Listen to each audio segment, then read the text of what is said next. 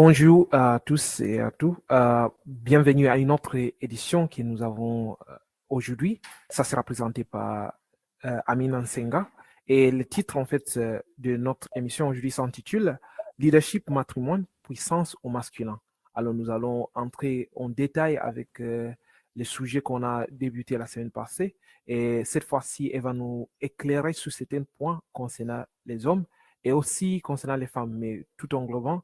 Je vous invite de faire attention, être attentif, on dirait, et prendre note et être soit prêt de poser les questions pour tous en fait qui nous suivent sur notre réseau Tamkin et aussi sur les autres réseaux. Je laisse maintenant les mains à Amina. Merci Eliud, merci à toutes. Bonjour à toutes et à tous. Je suis Amina Nsenga, Change Manager, experte en reconnexion identitaire, formatrice, mentor et écrivain. Aujourd'hui, nous allons explorer comment la puissance masculine peut s'incarner pleinement lorsqu'elle est enracinée dans le matrimoine, cet héritage des femmes qui nous ont fascinés. Pour vous situer, je partage cette phrase. Quand l'homme se reconnecte à l'héritage des femmes qui l'ont fait roi.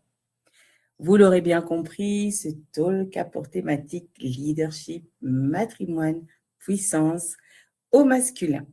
Si je devais vous conter une histoire, je commencerais sans doute par « Il était une fois ». Un héritage invisible, un héritage silencieux, mais puissant, ne se trouvant ni dans les livres, ni dans les diplômes, ni dans la reconnaissance publique. Il était là, dans les gestes, dans les paroles non dites, dans la force tranquille des femmes qui vous ont façonné. Votre mère, votre grand-mère, vos tantes, vos éducatrices, vos mentors. Et oui, cet héritage, c'est le matrimoine, et ce matrimoine n'affaiblit pas l'homme. Il l'aligne. Il lui montre que la vraie puissance ne se confond pas avec la domination, que diriger ne veut pas dire imposer, que protéger ne veut pas dire contrôler. Aujourd'hui, je veux parler aux jeunes leaders. Oui, ceux qui avancent avec des compétences, des diplômes, de l'ambition, mais parfois sans ancrage. Vous savez faire, mais savez-vous être? Oui, écoutez. Le matrimoine est votre socle invisible. Il est fait de valeurs, d'intelligence émotionnelle et de capacités relationnelles. Imaginez maintenant, comme ça arrive très souvent, un jeune homme ayant grandi auprès d'une mère ou d'une grand-mère résiliente. Il a appris, sans qu'on lui dise, à tenir dans l'adversité. Il a appris que la survie demande courage, patience, ténacité.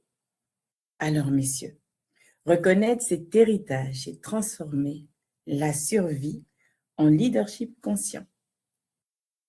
Mais hériter ne veut pas dire copier. Hériter, c'est choisir ce que l'on transmet. Certaines habitudes doivent être prolongées, d'autres transformées, d'autres encore abandonnées, vous ne le savez que trop bien. Peut-être avez-vous appris que diriger, c'est être dur. Pourtant, le matrimoine vous apprend que l'on peut diriger avec fermeté, mais humanité, que l'autorité n'est pas synonyme de violence. Et oui, et puis il y a cette fausse idée que puissance rime avec domination. Le matrimoine pourtant vous montre une autre voie. Vous savez laquelle? Écoutez avant de décider. Avoir le courage émotionnel de reconnaître ses limites. Assumer sa responsabilité sans écraser l'autre. Je répète, assumer sa responsabilité sans écraser l'autre. Et dire, je n'ai pas encore de réponse, cherchons ensemble. Je le répète, dire aussi, je n'ai pas encore de réponse, cherchons ensemble. Ce n'est pas une faiblesse, C'est une force consciente, crédible, respectée. Chaque jeune leader est appelé à plus qu'une réussite individuelle, il est appelé à changer le récit du pouvoir.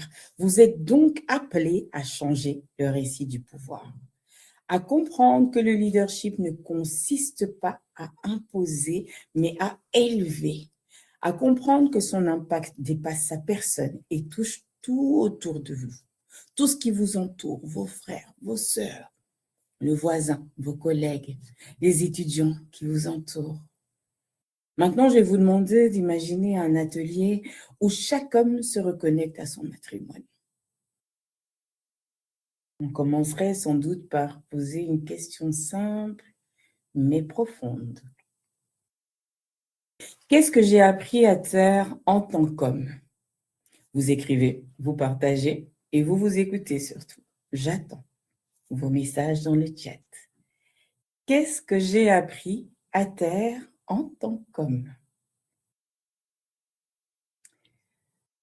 Un peu plus loin, je vous demanderai, quand vous aurez répondu à cette question, de tracer votre ligne de vie, de repérer les femmes qui ont façonné vos valeurs, vos silences, vos forces et vos blessures, celles qui étaient là, dans les moments compliqués. Je vous répète, je vais vous demander de repérer les femmes qui ont façonné, j'ai dit quoi?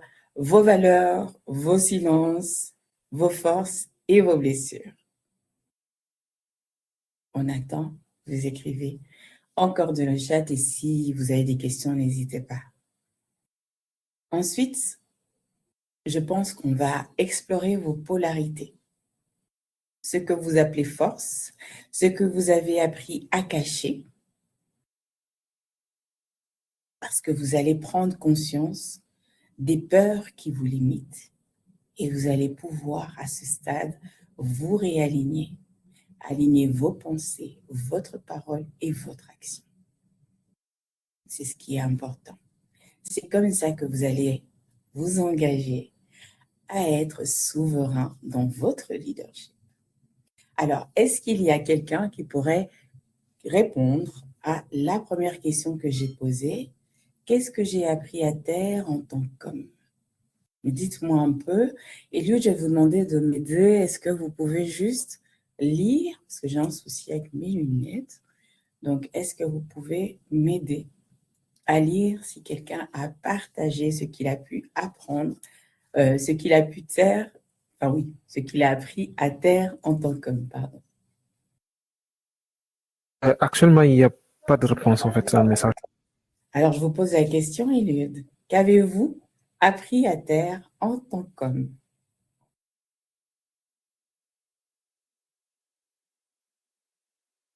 Dites-moi.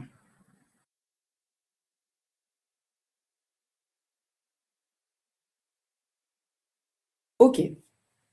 Alors, je vous avais demandé également, et ça demande réflexion, je le comprends, ce que vous appelez force. Donc, on parle ici de polarité, ce que vous avez appris à cacher, parce que maintenant, quand vous allez savoir tout identifier, vous allez prendre conscience des peurs qui vous ont limité et vous allez vous réaligner à vos pensées, votre parole et votre action. C'est comme ça, messieurs, que vous allez vous engager à être souverain de votre leadership. Vive la royauté du leadership masculin. Allez, j'attends encore un peu.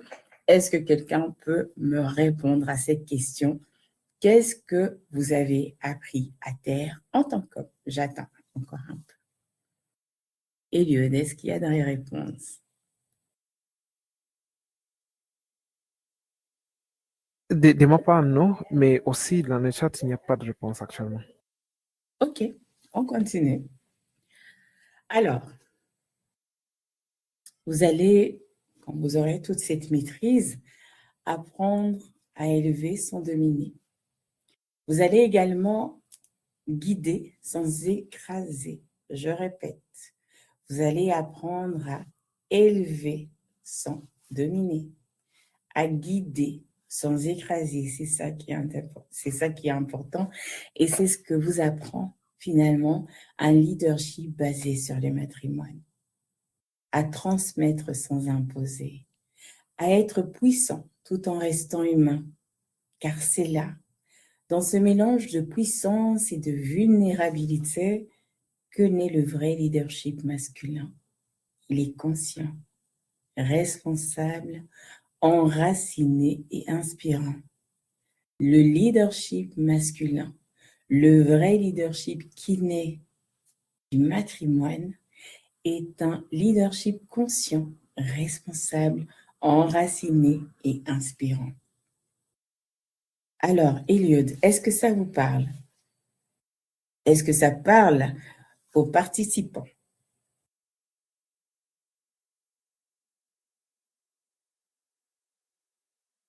Pour moi, actuellement, et je pense qu'au moment des questions, j'ai carrément des questions à poser. Ah oui, mais je comprends. Je Ok. suis. Je vais aussi attendre. Il y a quelques commentaires, laisse-moi voir. Oui, oui, même Zina va dire que oui, ça nous parle.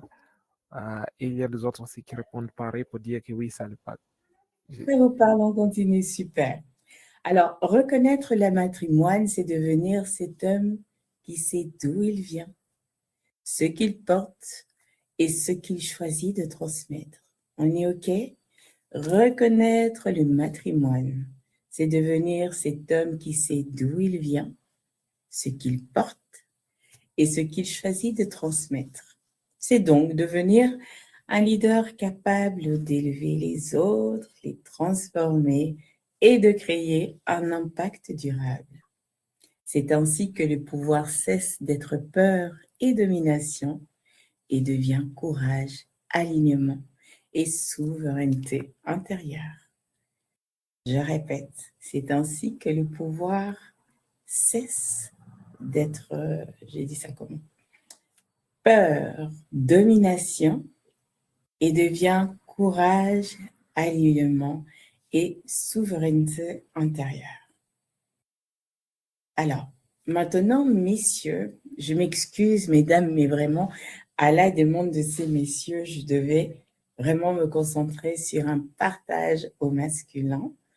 Donc, je vais vous partager 3 histoires. Après chacune, je vous poserai quelques questions pour qu'on puisse ensemble réfléchir et vous connecter à votre propre leadership. Et pour ça, je vais vous demander de m'excuser, mais je vais devoir lire les histoires que j'ai créées pour vous aider. Est-ce que vous êtes prêts? Alors, je vais lire. Laissez-moi juste me connecter. Voilà. Alors, le premier, je l'ai intitulé « Le jeune leader, hérité pour agir ». Samuel, 24 ans, jeune leader d'une association étudiante, doit coordonner un projet complexe avec des bénévoles. Il se rappelle donc les enseignements de sa tante, patience, écoute et respect de chaque voix. Plutôt que d'imposer ses idées, il organise des sessions d'échange et écoute activement. Résultat, le projet réussit et l'équipe se sent valorisée. Je vais vous poser 3 questions. Quel héritage féminin ont façonné votre manière de guider ou de collaborer? Dites-moi un peu. Quel héritage féminin ont façonné votre manière de guider ou de collaborer? J'attends vos réponses dans le chat ou verbalement. Eliud, dites-moi. Surtout si on a écrit dans le chat, je répète et j'attends. Hein, je suis consciente qu'il faut écrire, qu'il faut réfléchir. Quel héritage féminin ont façonné votre manière de guider ou de collaborer? Il y aura 3 questions. La deuxième, dans quelle situation récente auriez-vous pu appliquer davantage l'écoute et la patience? Vous avez entendu? Dans quelle situation récente auriez-vous pu appliquer davantage l'écoute et la patience? Et pour la troisième question, on y va. Comment pourriez-vous, en tant que leader, transformer un défi en opportunité en vous appuyant sur cet héritage? Alors, est-ce que vous avez entendu la première, la deuxième et la troisième question? Est-ce que quelqu'un a pu au moins répondre à une de ces questions? Je vous écoute.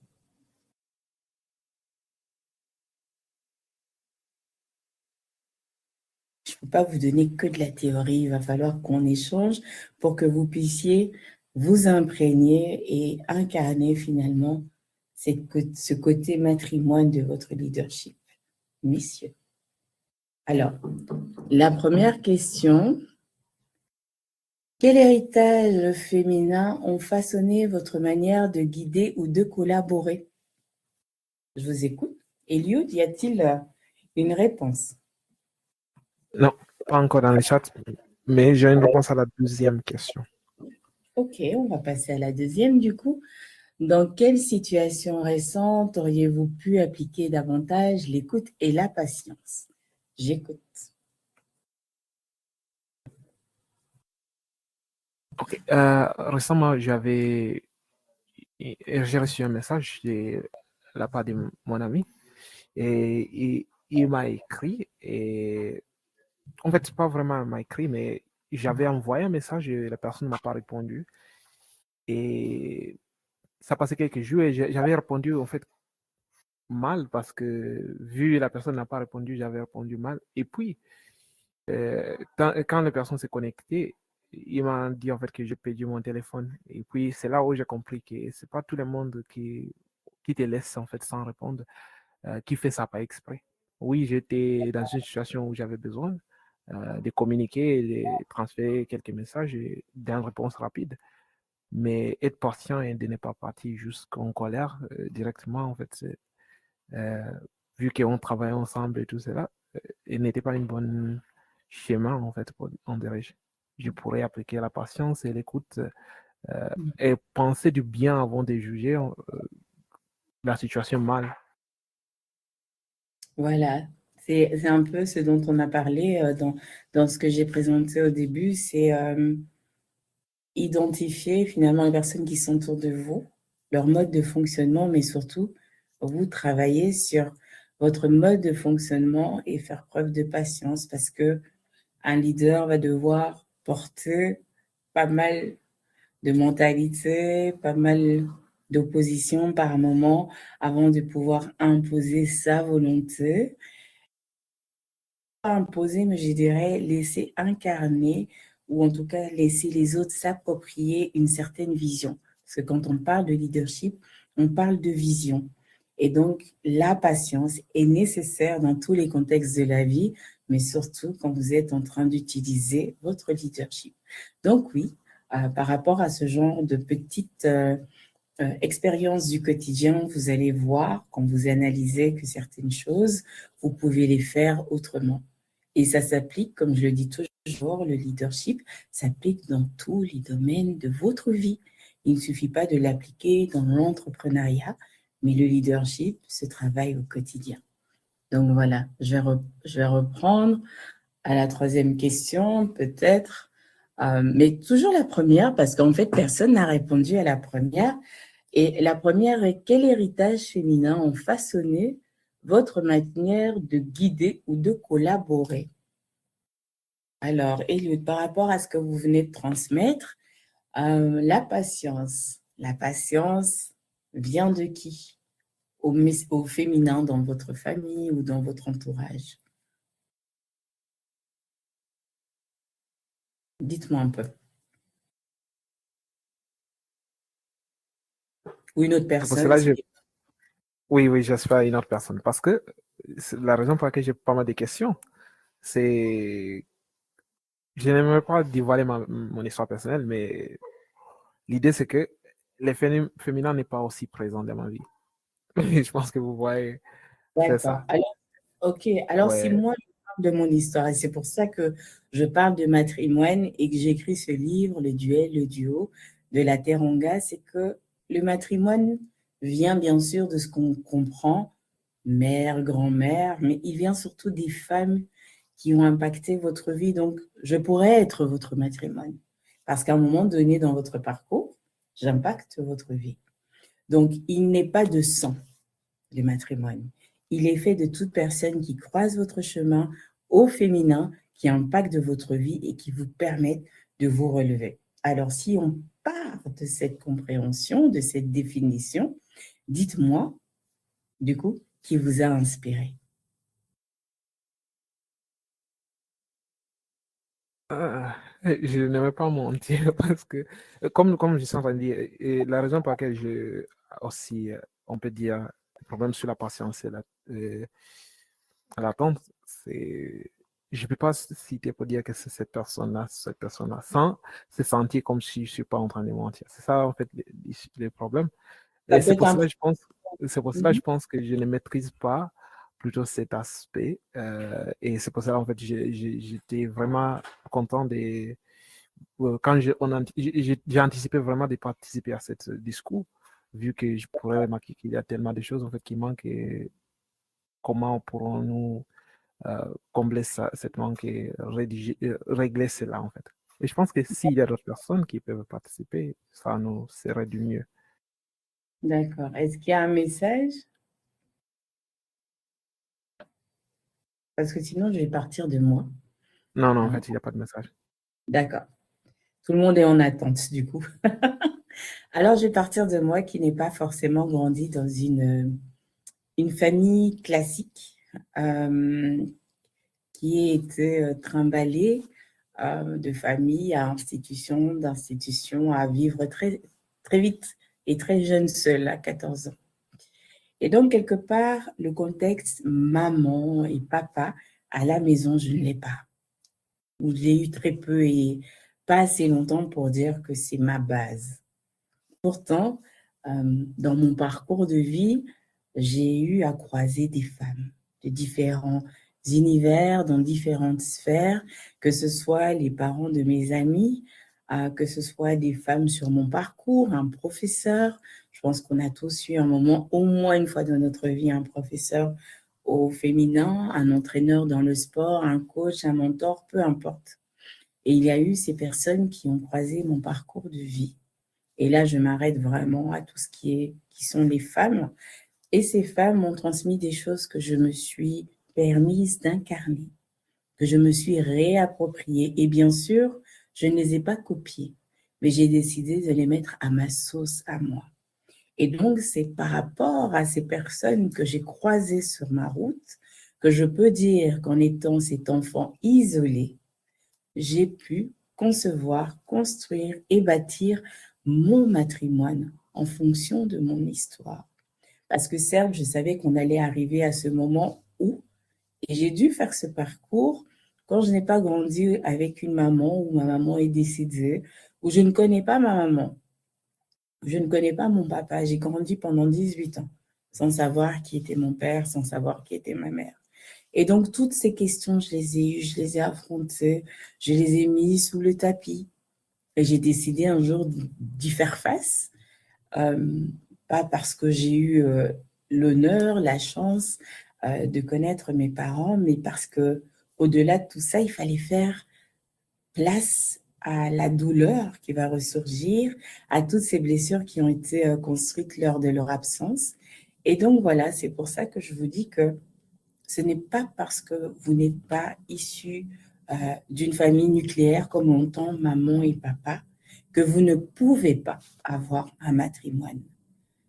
On dit, on ne choisit pas sa famille, on choisit ses amis. Je vous invite tout simplement à choisir votre famille, réellement, à choisir votre famille, à choisir ces personnes qui vous impactent, ces personnes qui vous poussent, que ce soit masculin ou féminin, bien évidemment, mais je voudrais quand même qu'on puisse, du côté du leadership et la question qui a été posée le mois passé, s'imprégner du fait que la force et la douceur féminine peut impacter le leadership masculin et vraiment lui donner cette humanité en s'imposant, mais surtout en n'étant pas vulnérable ou quelqu'un qu'on ne va pas respecter ou quelqu'un qui sera vu comme communément entendu et très souvent homme-princesse ou bi ou je ne sais quoi encore. Non.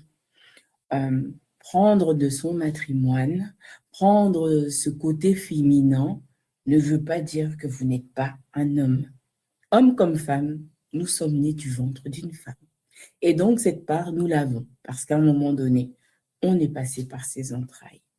Donc, est-ce que là, je me suis exprimée pour toutes les personnes qui ont été comme moi ou qui sont comme moi dans cet espace où il n'y a pas de parents vraiment, il n'y a pas de personnes sur qui et avec qui on peut s'identifier? Est-ce que j'ai répondu à votre question? Il y a un message, Eliud, sinon je passe au deuxième. Non, il n'y a pas de message. D'accord. Alors, maintenant, la dernière question, voilà, c'était comment pourriez-vous, en tant que leader, transformer un défi en opportunité en vous appuyant sur ces héritages? Donc, ce que je viens de vous transmettre, pour les personnes qui n'ont pas cette famille nucléaire classique ou qui n'ont pas de cadre de monoparentalité, parce qu'on connaît aussi cette famille monoparentale avec laquelle je travaille beaucoup, puisque moi-même, je suis une maman solo. Donc, quand je transmets à mes enfants, à mes garçons, à ma fille et à toutes les personnes que j'accompagne. Et à un moment donné, je deviens leur matrimoine parce que peut-être référence, déclenchement, quelqu'un qui a été un levier, un escalier. Donc voilà, c'est comme ça que vous pouvez, messieurs, ou mesdames, en tout cas, vous approprier le matrimoine. Donc, comment pourriez-vous, en tant que leader, transformer un défi en opportunité? Dites-moi un peu, en vous appuyant sur cet héritage. Si vous n'avez pas de réponse, je ne vais pas vous répondre. Ça doit être individuel.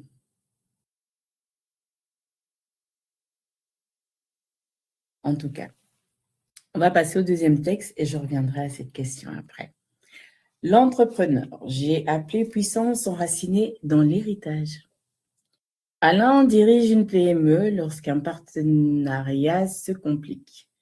Il se souvient de sa mère. La force se voit dans la manière dont tu élèves les autres. Une phrase que sa maman lui a dite. Il choisit de négocier avec respect et fermeté, transformant un conflit potentiel en collaboration réussie. Alors, je répète. Alain dirige une PME lorsqu'un partenariat se complique. Il se souvient de sa mère qui lui disait « La force se voit dans la manière dont tu élèves les autres ».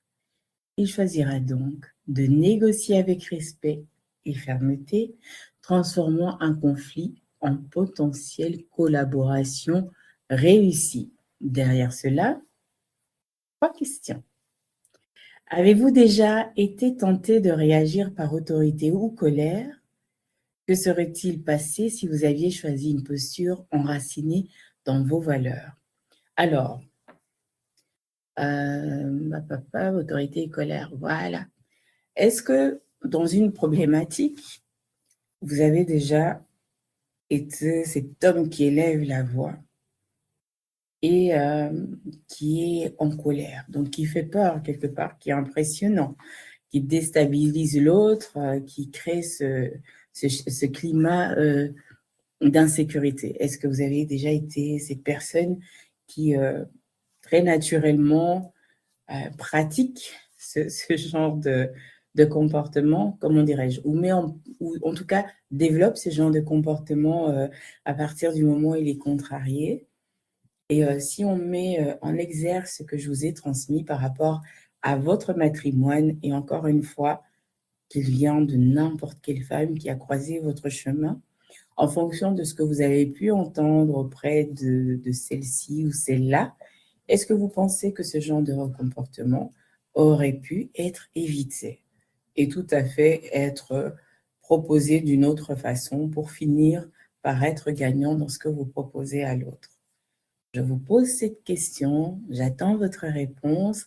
Notez, je sais que c'est réfléchir, mais vous allez voir que c'est très simple et que finalement, vous avez dans votre bibliothèque de souvenirs, de mémoire, toujours quelqu'un qui vous dit cette phrase, qui vous marque. Après, évidemment, si c'est un homme qui vous l'a dit, je vais vous dire, incarner ce qu'il vous dit, ce sera pour moi aussi un matrimoine, parce que le matrimoine, c'est vrai qu'on dit souvent qu'il vient de la mère. Moi, je dis qu'il vient du père aussi, parce qu'on grandit avec un papa et une maman. Mais là, on a parlé de tout ce qui était féminin, parce qu'il semblerait que vous pensiez qu'avoir ce côté au féminin peut desservir votre leadership. Et je vous explique que non, pas du tout. Ça va justement vous aider à être encore plus puissant, plus humain. Et ça va vous permettre de pouvoir voir au loin ce qui peut être compliqué. On dit souvent que si les femmes étaient à la tête des pays, il y aurait moins de guerres. Alors, dites-moi, est-ce que vous êtes déjà arrivé dans cette situation où la colère vous a emporté, vous avez été imposant par votre posture et votre carrure d'homme, et que vous vous dites aujourd'hui avec le recul, maintenant dans ce talk, que vous aurez pu réagir tout à fait autrement. En étant ferme, mais en agissant avec douceur. Alors, Iliode, est-ce qu'il y a une réponse?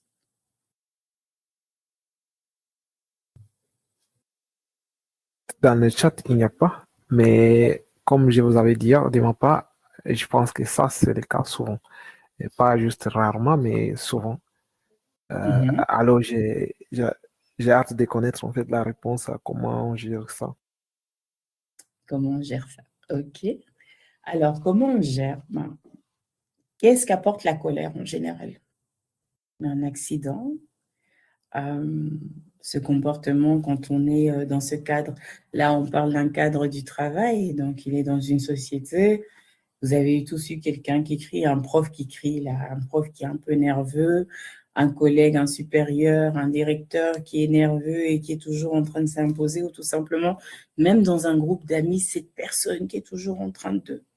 Et donc, si vous êtes cette personne qui a ça, hein, c'est un passage, ça demande aussi du travail sur soi, mais je vous appelle à faire preuve de calme, tout simplement, et de vous dire que par la force, on ne gagne pas.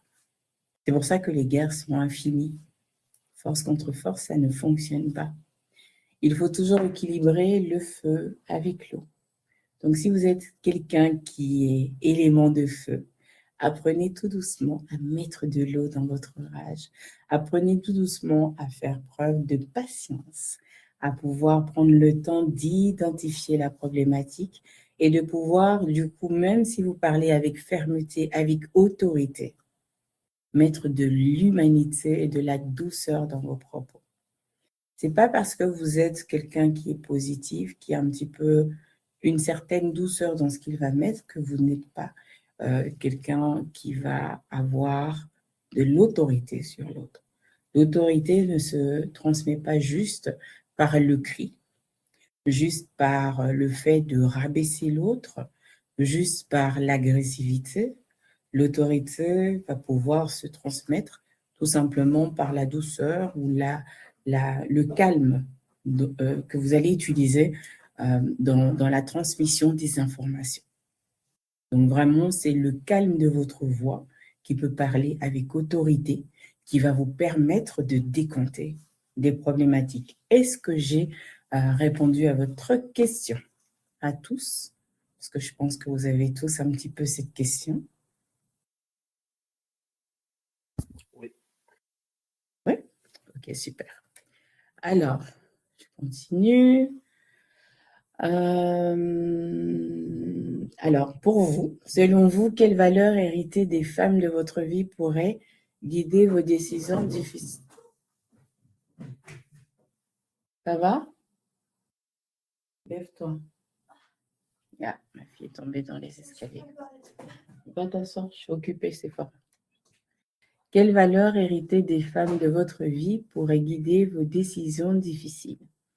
Alors ça reste encore une fois une question individuelle pour votre parcours personnel.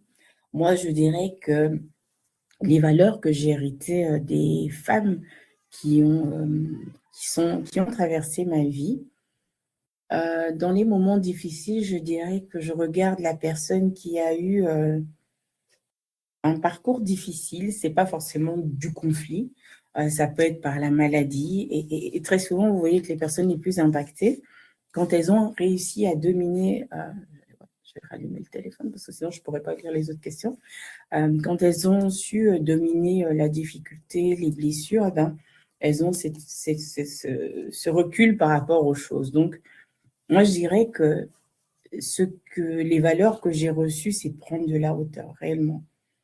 Je les ai reçues, je les avais sans doute oubliées, mais il y a eu un événement marquant dans ma vie qui m'a permis de me les réapproprier.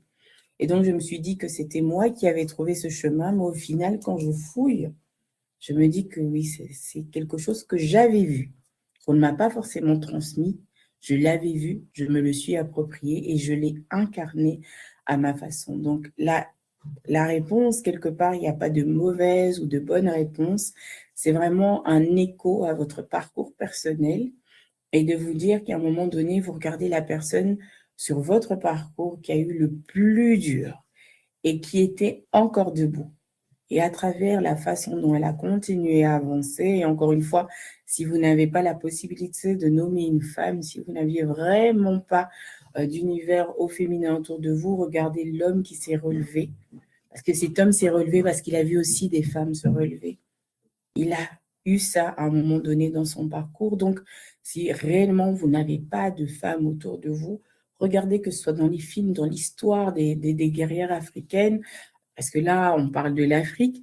Regardez un petit peu, juste regardez sur les réseaux sociaux, les femmes qui ont difficile, les femmes africaines, et regardez comment elles se relèvent. Écoutez les parcours de vie, les orages de vie que les personnes ont dépassés et quel est finalement le mindset, quelle est la position qu'elles ont prise pour pour se relever.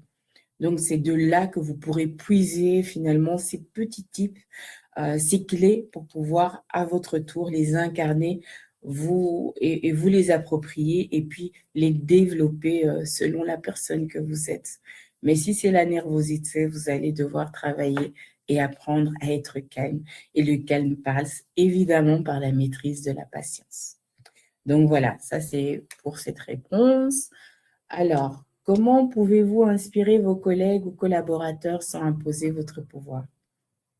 Alors, ça c'est une belle question et franchement, j'aimerais que vous répondiez. Je ne vais pas vous donner à chaque fois les réponses parce qu'encore une fois, voilà, je ne suis pas la seule personne sur qui vous pourriez vous baser. Il y en a tellement et je vous ai donné des clés quand vous n'avez pas de référence directe dans votre socle familial, mais vous pouvez aller voir sur les réseaux sociaux, écouter des vidéos, des parcours de vie difficiles où les personnes ont su se relever et aujourd'hui arrivent à se maintenir, à briller, à être élevées, tirer encore les autres. Et je fais partie un petit peu de ces personnes qui ont eu un parcours chaotique, qui se sont relevées, qui ont réussi à transmettre. Après la tempête vient toujours le soleil. Et aujourd'hui, je peux dire qu'à travers mon soleil, je transmets ces rayons qui vont vous réchauffer et vous aider à vous relever et à devenir vous aussi des soleils. Donc, comment pouvez-vous inspirer vos collègues ou collaborateurs sans imposer votre pouvoir? Comment on inspire finalement sans parler? Comment on fait selon vous? Quelle posture on prend pour inspirer sans parler? Dites-moi un peu. Et puis on passera à la dernière question et je serai un peu dans les temps. Allez. Selon vous, comment on fait pour inspirer sans parler?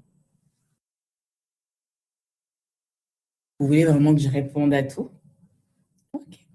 Parce que le temps nous est compté.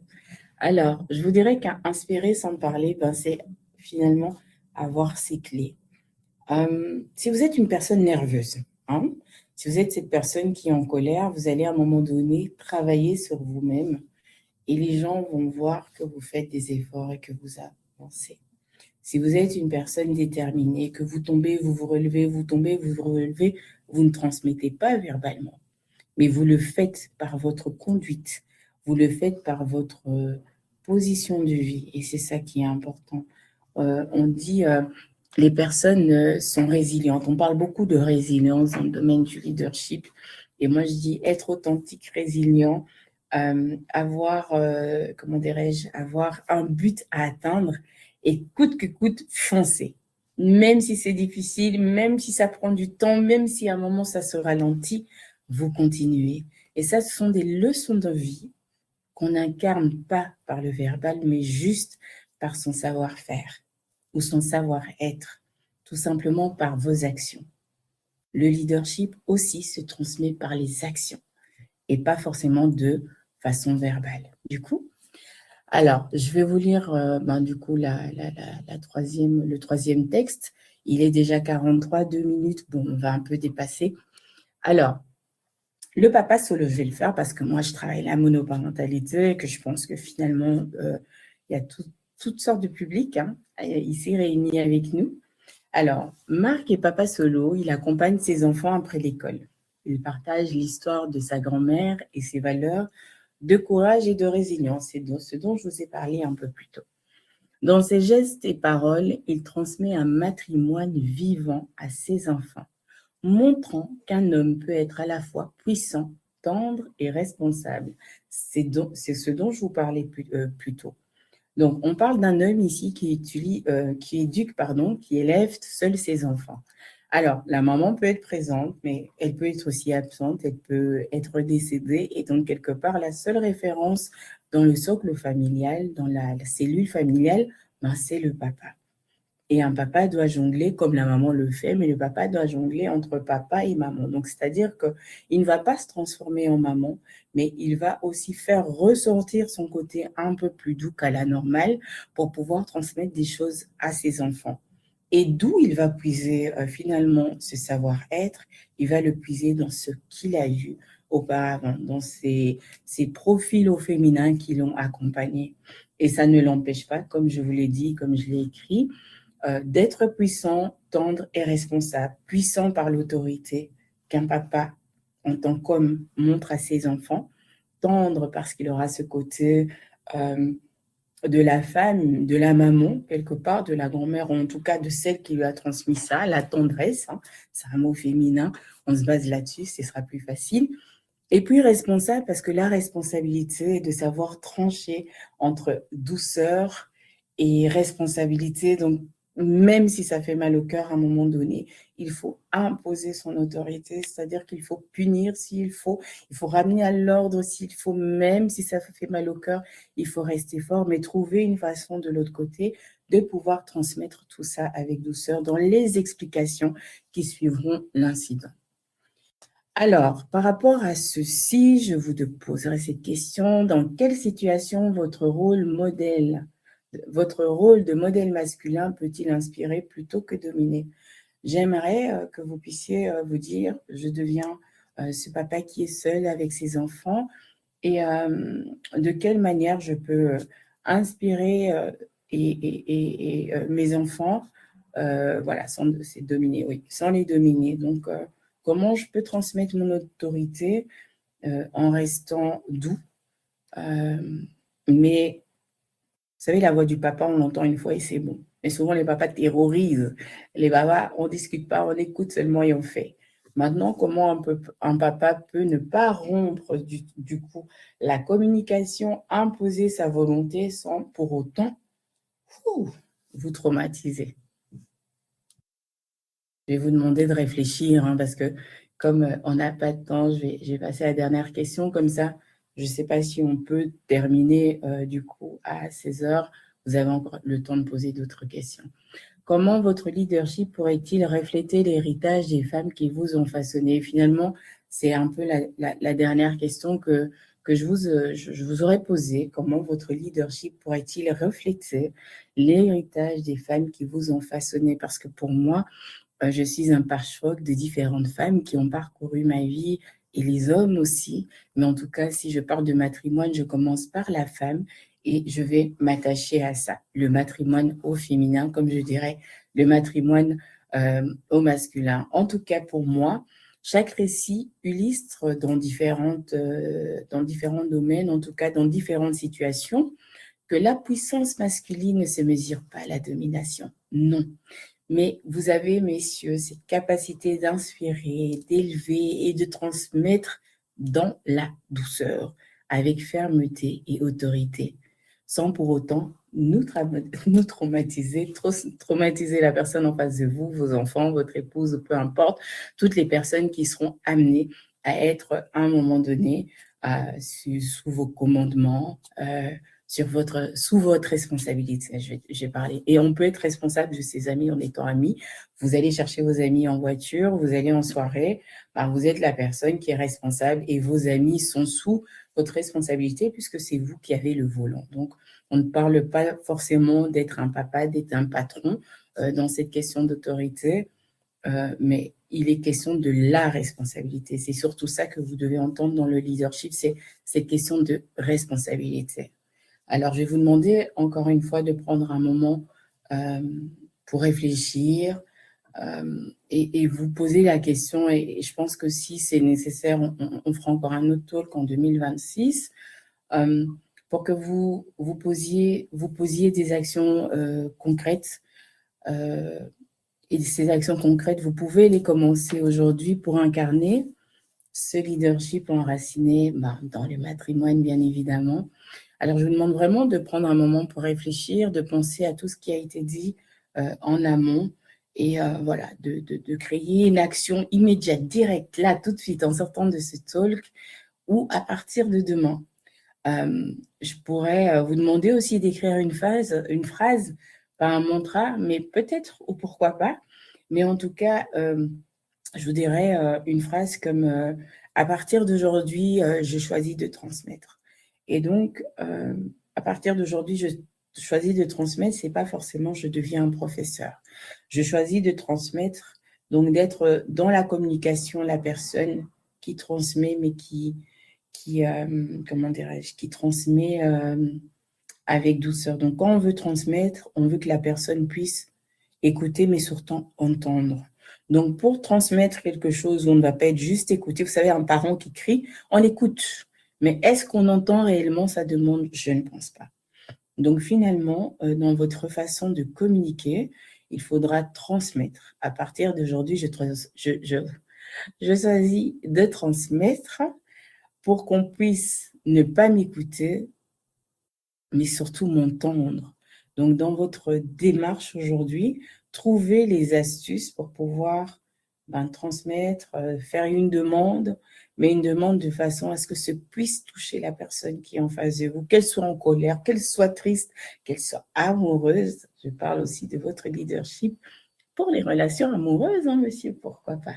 Je dis, le leadership s'impose dans tous les domaines de votre vie parce qu'il fait partie intégrante de vous. Il vient de l'intérieur et vous le reflétez à l'extérieur.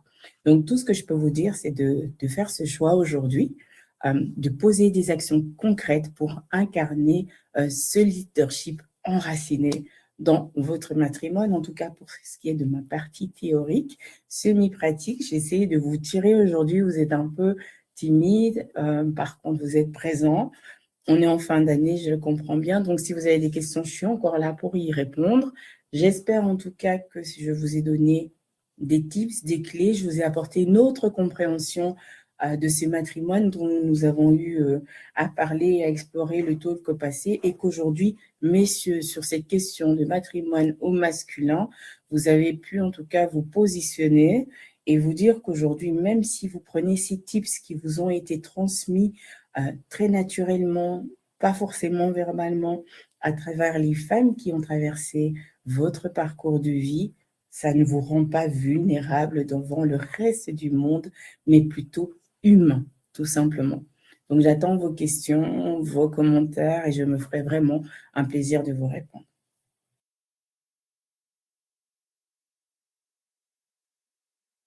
Il y a des questions en fait dans le chat. Alors, Eliud, j'ai vraiment un souci parce qu'il y a trop de lumière dans la pièce. Première question. Ça nous dit en fait, comment définissez-vous le leadership matrimoine dans les contextes professionnels concrets? Je voulais expliquer tout à l'heure, c'est que, encore une fois, dans le milieu professionnel, vous allez vous référencer à « il y a une problématique, comment est-ce que j'ai vu les femmes autour de moi dans mon enfance, par exemple, pouvoir traiter une question difficile, un duo, une dualité, ou comment, quand je faisais mal, ma maman me répondait étant petit. Ou comment je voyais la maman de mon ami, parce que très souvent on trouve les mamans de ses amis plus cool que les autres. Et donc, en fonction de ce que vous avez pu capter à l'extérieur, vous pourrez, vous, aujourd'hui, l'incarner et le développer selon votre caractère, parce qu'il faut rester authentique. Je le dis, il ne suffit pas de copier, il faut seulement l'incarner. Est-ce que j'ai répondu à la question? Je crois oui, parce que même ça a été posé, ça fait durant la talk, en fait. J'aurais D'accord. dû vous arrêter et poser la question en même temps. Ah ouais. Ok. Alors, la question qui suit, en fait, c'est comment distinguer une puissance au masculin alignée dans une posture de domination? Une puissance masculine alignée dans une posture de domination. Alors, ça devient complexe. Comment aligner une posture? Oh là là. Vous pouvez répéter la question parce que ça me semble complexe comme ça. Oui, ça nous dit en fait comment distinguer une puissance au masculin alignée d'une posture de domination. Ah d'accord, donc la puissance due au matrimoine et la domination, c'est ça? Oui, je pense. Ok. Ah ben oui, vous répondez vous-même à la question, en fait, c'est à un moment donné, c'est incarner votre matrimoine, donc ce côté au féminin qui vous a été transmis un peu plus dans la douceur. Attention, je sais, toutes les femmes ne sont pas douces, mais on parle vraiment de références et d'éléments, allez au-delà de vos mères et de vos grands-mères, faites des recherches sur des femmes dans les écrits, dans les récits. Quand on parle vraiment de domination, c'est ces personnes qui sont fait comme ça, je discute et tu ne parles pas. C'est un petit peu la transmission qu'on a malheureusement à l'africaine, c'est-à-dire qu'on doit faire des choses et on ne discute pas. Mais ça, c'est dans nos traditions. Et quelque part, on a un peu ce choc des cultures quand on est dans un pays d'accueil. C'est qu'aujourd'hui, par exemple, si je me positionne là où je suis, en Belgique, on va dire que moi, quand mes parents, mes aînés me parlent, je ne discute pas, naturellement. Mais la jeunesse aujourd'hui, mes enfants sont toujours en train de discuter, toujours en train de venir avec sans doute arrogance et impolitesse par moments, mais avec plein de questions. Et donc, au départ, au début, que j'étais maman, je voulais absolument imposer le fait je parle et puis c'est tout. Tu écoutes et tu fais. Et la différence aujourd'hui, c'est que vous devez comprendre par votre puissance que les gens ne fonctionnent pas comme vous. Les gens n'ont pas le même parcours et ni l'environnement que vous. Vous devez vous trouver entre l'environnement de l'autre, votre façon d'être. Et si vous devez leur expliquer quelque chose qui ne fonctionne pas, le faire sans imposer votre vision, parce que tout à chacun a le droit de vous suivre ou pas vous suivre. Maintenant, dans le contexte professionnel, en tant que responsable, vous devez apprendre aussi que vos équipes ne feront pas toujours les choses comme il faut, mais que ça ne sert à rien d'être cette personne qui terrorise parce que vous n'aurez pas au-delà un rendement dans votre équipe parce que les gens vont à un moment s'épuiser, auront la peur et on parle très souvent de santé mentale et puis ça va jusqu'au burn-out professionnel. Donc, faire la différence entre cette puissance d'un leadership mené par le matrimoine, mais vous verrez qu'une personne est à l'écoute, qu'elle sait s'imposer sans dominer quelque part, et ça, je l'ai dit bien avant dans ce que je vous expliquais plus tôt, et que l'autre leader qui pense que crier, c'est ça, crier, on est écouté, ordonner avec peut-être violence, que ce soit verbale ou physique, c'est ça qui va fonctionner. Ces personnes-là se trompent et ne sont pas des leaders, ce sont juste des personnes qui terrorisent leur environnement et qui, à long terme, ne seront jamais et ne seront plus des références ou des responsables dans un secteur, sauf s'ils sont X ou créateurs eux-mêmes de leur société. Mais on a vu aussi des sociétés qui ont été retournées pour ce genre de comportement. Donc, la différence, c'est que la puissance du matrimoine va vous amener à être humain, tandis que l'autre va être celui qui fonce, qui ne prend pas en compte le fait qu'il a un être humain en face de lui, mais qu'il a plutôt une machine qui veut du résultat et qui crie dessus comme il le faut. Alors, si on parle d'être humain à être humain, je dirais c'est cet être humain finalement qui vous regarde comme si vous étiez du bétail. Donc, sur le bétail, bah, on crie, on lui dit d'aller à gauche, on lui dit d'aller à droite. Si ça ne va pas, on tape dedans. Donc, imaginez et voyez cette personne qui vous traite comme si vous étiez du bétail, tout simplement. Est-ce que j'ai répondu à la question? Oui, vous avez bien répondu à la question. Il y a une autre question qui suit qui dit comment déconstruire des modèles de leadership toxiques sans perdre l'autorité nécessaire? Comment déconstruire des modèles de leadership toxiques sans déconstruire l'autorité? Voilà, eh ben, je vous dirais, pour parler de leadership et développer son leadership, c'est qu'on est déjà arrivé à une certaine maturité. On exerce un leadership naturellement, de façon inconsciente, et quand on prend conscience de son leadership, on va un petit peu chercher et voir là où on a quelque chose qui nous ressemble. Alors, partons du parent direct, si c'est la personne directe ou en tout cas la personne féminine la plus proche, si on va parler dans ces termes. Je vous dirais tout simplement que c'est pas parce qu'en face de vous, vous avez quelqu'un qui vous a transmis des choses de façon toxique, comme vous le dites ici, que c'est pour ça que vous devez du coup répéter ces choses. Je vous ai dit, le matrimoine ne se copie pas, c'est un héritage. Il se transmet, il s'incarne et il s'incarne avec choix parce que vous n'êtes pas la personne qui l'a reçue, qui l'a transmise par la suite. Vous prenez ce qui est bon pour vous et vous continuez. Et donc, comment déconstruire? Vous retirez ce qui ne vous plaît pas. Vous retirez ce qui ne va pas.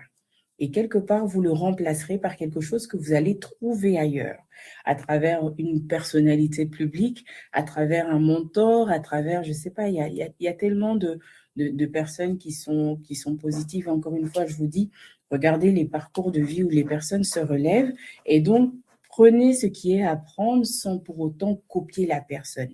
Gardez totalement votre authenticité, ne copiez pas et imprégnez-vous de ce qui vous rend à l'aise dans votre quotidien, à l'aise dans vos interactions avec les autres, tout simplement. Est-ce que là encore, j'ai répondu Sephora, s'il te plaît, est-ce que là encore, j'ai répondu à votre question? Je pense, je n'ai pas encore vu dans les chats s'ils ont répondu, mais on peut passer à la question qui suit, et qui dit quel est selon vous les grands malentendus autour de la notion de puissance aujourd'hui? Quel est le plus grand malentendu selon vous de la puissance aujourd'hui? Je dirais juste parce qu'on voit la puissance associée à la force. Mais la puissance, c'est pas ça. La puissance, c'est la possibilité d'apporter en toute simplicité, dans votre authenticité, amener dans un leadership basé encore une fois sur le matrimoine. Je fais ma pub personnelle, mais réellement d'apporter les gens qui sont autour de vous à vous retrouver sur votre vision, quelque part, vos idées pour pouvoir finalement arriver à communiquer sans pour autant imposer quoi que ce soit. Je vais essayer de prendre un exemple simple. Comment je pourrais vous expliquer ça? Dans ce que je porte sur les épaules aujourd'hui, la journée mondiale du parent solo, je rencontre des institutions, je rencontre les personnes les plus haut placées dans des pays. Et des fois, et très souvent, je suis confrontée à l'incompréhension, finalement au jugement ou à la vision que les gens ont de la monoparentalité. Et donc, à un moment donné, si je vais peut-être aller loin dans ce que je dis, mais c'est une réalité auquel j'ai été confrontée.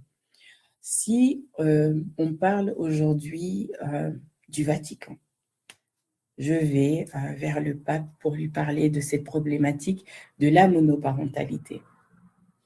Compte tenu du fait que comment dirais-je, le Vatican va être plus sur le côté de la cellule nucléaire, donc le père, la mère, dans le mariage, je ne peux aucunement penser à concevoir qu'ils vont comprendre la monoparentalité, même si ils ont conscience et que des faits leur sont remontés que ça existe. Mais ils ne le verront sûrement pas d'un côté clair.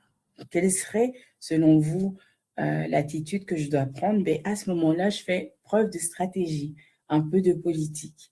Et donc, je vais retirer mon combat initial, qui est vraiment la monoparentalité, et je vais voir à quel moment on peut se recroiser.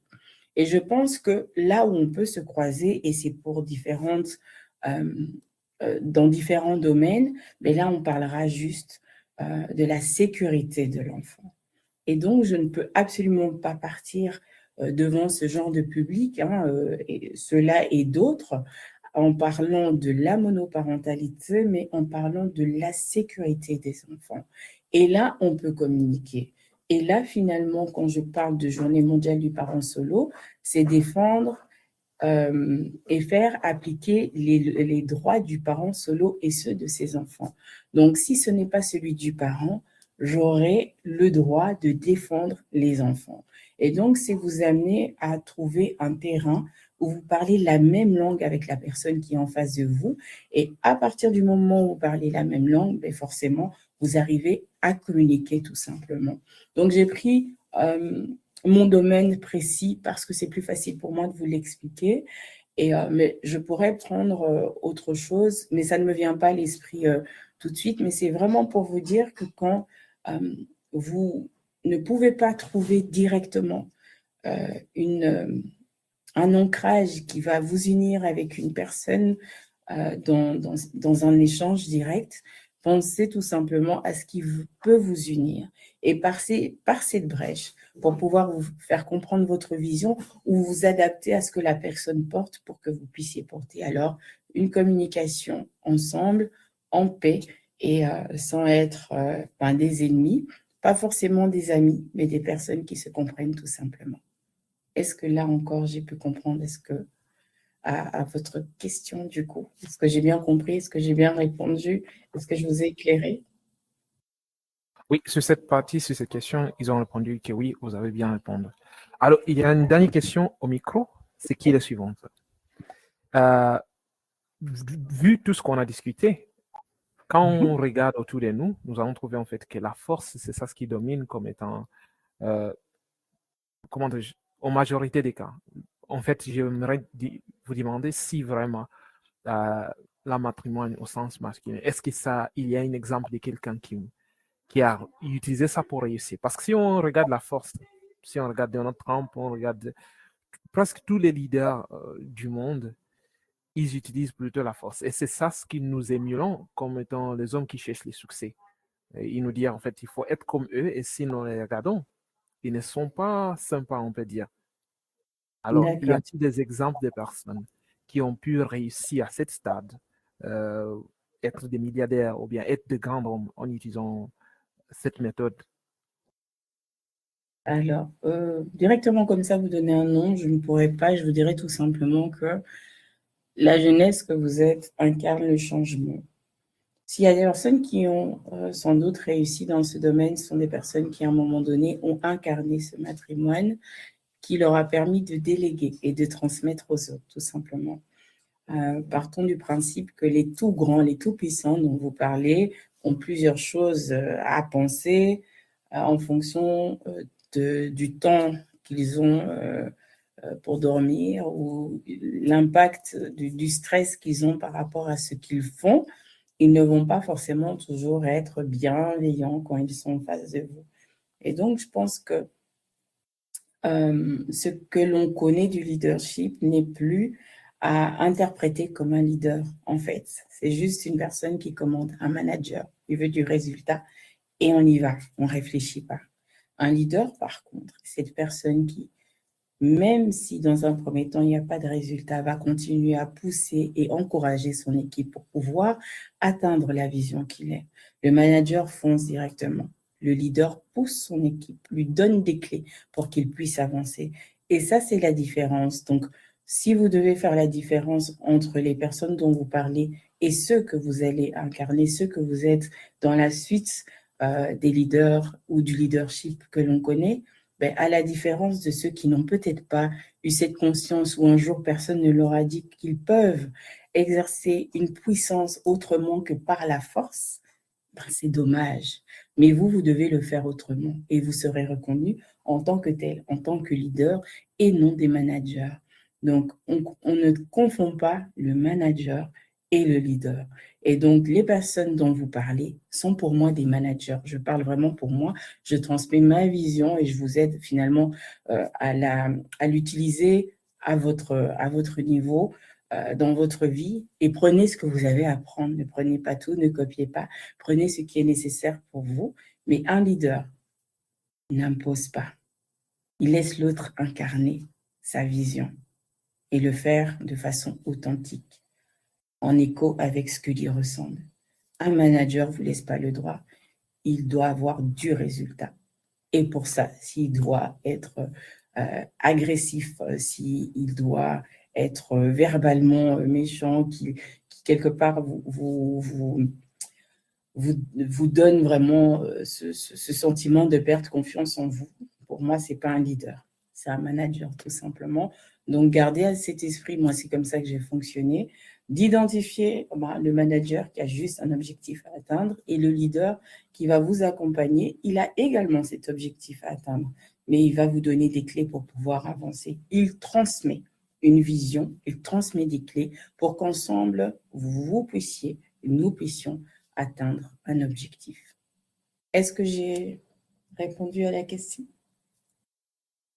Oui, merci en fait pour cette distinction. J'ai beaucoup apprécié. Enfin, on est arrivé à la fin de notre session et j'espère que tout le monde a beaucoup profité comme moi. Et j'ai posé mes questions. Je suis satisfait des réponses. J'espère que les autres ont aussi. Oui, les personnes répondent déjà qu'ils sont aussi contents. Alors, avec ça, je suis en train de regarder le message, désolé. Avec ça, en fait, on est arrivé à la fin et je laisse les mains. Si jamais, Amina, vous avez quelques dernières paroles à nous donner, quelques conseils, et si possible, en fait, nous pourrons essayer de reprogrammer après ça une autre session, une autre talk basée sur un autre sujet aussi merveilleux que celle-là. Je laisse, en fait, les mains à vous. Alors, Eliud, déjà, merci beaucoup. Merci pour l'assistance que vous me portez à chacun des talks, la gentillesse et surtout la patience, parce que vous faites preuve de patience. Donc, quelque part, voilà, vous avez déjà cette clé à incarner, à développer. Pour vous et toutes qui avez pris part à ce talk, qui vous me l'avez inspiré, hein, puisque vous avez demandé quelque part cette question du matrimoine pour le leader au masculin. Je vous remercie. Les clés que je peux vous donner encore une fois, hein, c'est de puiser au fond de vous ce que vous avez eu et ce que vous avez eu de plus calme autour de vous, de pouvoir aussi aller voir ce qui vous inspire. Je dis, je le répète, on ne copie pas. On prend ce qu'il nous faut, on l'incarne et on le développe de façon authentique, quelque chose qui nous ressemble. Et très souvent, malgré tout, vous savez, vous avez les réponses à l'intérieur. Il suffit de les sortir, de les mettre dans un ordre bien précis, de les emballer de ce que vous connaissez autour de vous et de finalement les transmettre et les incarner au quotidien. C'est un travail que vous devez faire. Et je vous l'ai dit, commencez par une petite action, commencez par cette phrase. Comme je l'ai dit tout simplement tout à l'heure, je décide aujourd'hui de transmettre. Je ne fais plus vivre la domination parce que voilà, c'est de ça qu'on parlait, de domination. Et la puissance, ce n'est pas la violence.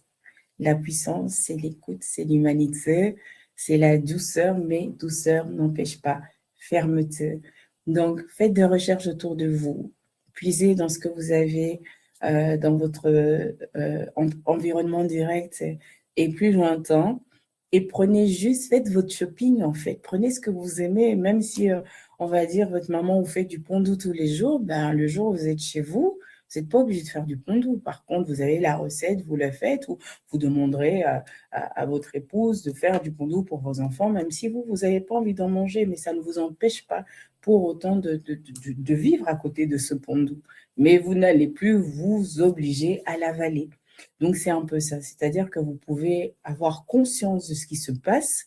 Vous n'êtes pas obligé de le prendre parce que pour vous, c'est toxique, comme vous l'avez cité tout à l'heure. Et vous allez juste prendre ce qui est bon pour vous faire avancer, développer, transmettre, être écouté, incarner, partager et pour finalement impacter. Donc, voilà, c'est ce que je peux vous dire. Je vous souhaite des belles et joyeuses fête de fin d'année et surtout une bonne reprise 2026 en incarnant ce leadership avec ce leadership basé sur le matrimoine. Que vous soyez un homme, sachez que vous avez été fait par des femmes qui vous ont façonné pour que vous deveniez ce roi aujourd'hui. Si vous n'avez pas eu la grâce ou la chance de grandir entre les mains d'une femme, dites-vous qu'à un moment donné, il y aura toujours quelqu'un au féminin qui va vous impacter. Et même si ça arrive tard dans votre vie, ce sera peut-être tout simplement votre épouse ou votre petite fille. Même les enfants transmettre des clés, des soft skills pour pouvoir développer le leadership. Donc, soyez vraiment attentifs à tout ce que vous avez autour de vous. Prenez ce qui est bon pour vous. Prenez du temps, de la hauteur surtout. Et pensez à toujours réagir avec patience. Ne faites jamais les choses de façon, comme on dit, vous savez, tout de suite. Je le fais, j'ai oublié le mot. Je vais essayer de façon, j'ai oublié le mot, mais en tout cas, prenez le temps de faire les choses. Écoutez-vous. Écoutez l'autre aussi et je vous souhaite juste un beau parcours de découverte dans la personne que vous êtes amené à montrer aux yeux du monde, mais surtout à découvrir et à incarner au plus profond de son authenticité. C'est tout ce que je peux vous dire et je vous dis rendez-vous en 2026 et on parlera de ce que vous avez pu mettre en place pendant ce temps et on développera d'autres clés de façon impulsive. Voilà, j'ai retrouvé le mot. Donc, essayez en tout cas au maximum de ne pas réagir de façon impulsive. Vraiment, prenez le temps de faire vos choix et de les développer, mais de les assumer en tout cas. Il faut assumer ce que vous dites. Il faut être à la hauteur de votre politique. Assumez, accueillez et arrêtez de vivre dans l'adversité. Donc, ce qui ne vous correspond pas, arrêtez de dealer avec. Ce ne sera toujours qu'un combat inutile en perte d'énergie et de temps. Donc, voilà, je m'arrête là et passez de belles fêtes de fin d'année. On se voit en 2026, s'il plaît à Dieu. D'accord, merci beaucoup. On est arrivé à la fin de notre session. Merci à tous qui ont assisté et plutôt en fait, merci beaucoup à Amina Nsenga pour cette merveilleuse étude qu'on a eue aujourd'hui. Et avec ça, je dis au revoir et à la prochaine. À la prochaine. Merci.